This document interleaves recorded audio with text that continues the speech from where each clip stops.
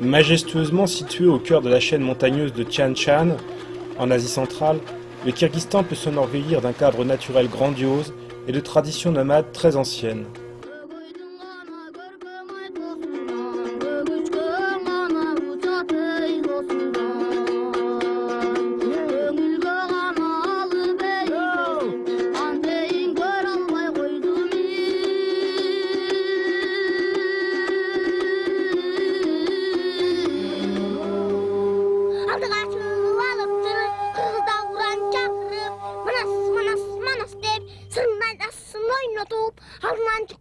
La forme d'expression culturelle dominante des nomades kirghizes est la narration d'épopées qui ont traversé les siècles grâce à une transmission exclusivement orale. L'art des akins, conteurs kirghizes de récits épiques, mêle le chant, l'art dramatique, l'improvisation et la composition musicale.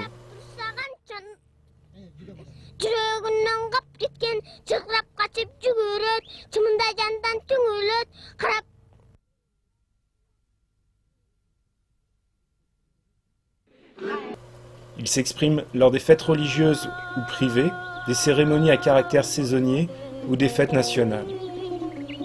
C'est dans le nord et le sud de l'actuel Kyrgyzstan que la tradition reste la plus vivace.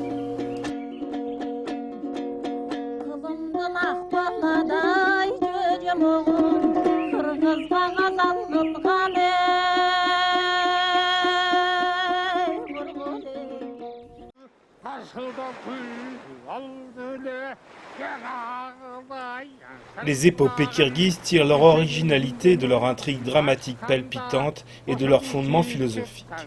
Elles constituent en outre une véritable encyclopédie orale des valeurs sociales, du savoir culturel et de l'histoire du peuple kirghize. La plus fameuse d'entre elles est la trilogie de Manas, vieille de 1000 ans, qui regroupe 3 épopées, Manas, Séméthé et Saïtek. Ce chef-d'œuvre est remarquable à la fois par sa longueur, 16 fois plus long que l'Iliade et l'Odyssée d'Homère, et par la richesse de son contenu. Mélange de faits historiques et de légendes, l'épopée de Manas immortalise les événements les plus mémorables et les plus tumultueux qui ont touché le pays depuis le IXe siècle. Plus d'une quarantaine d'autres aventures plus courtes ont également été préservées.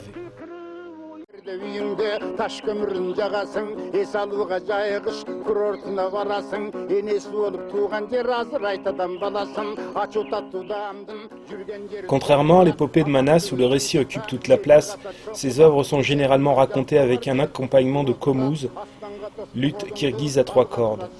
Chaque chronique possède son thème, sa mélodie et son style narratif propre. Les akins étaient jadis des personnages très respectés qui partaient en tournée de région en région, participant souvent à des concours de narration. Ils étaient appréciés pour leur gestuelle expressive, leur intonation et leur imitation très vivante, en parfait accord avec la dimension émotionnelle des histoires.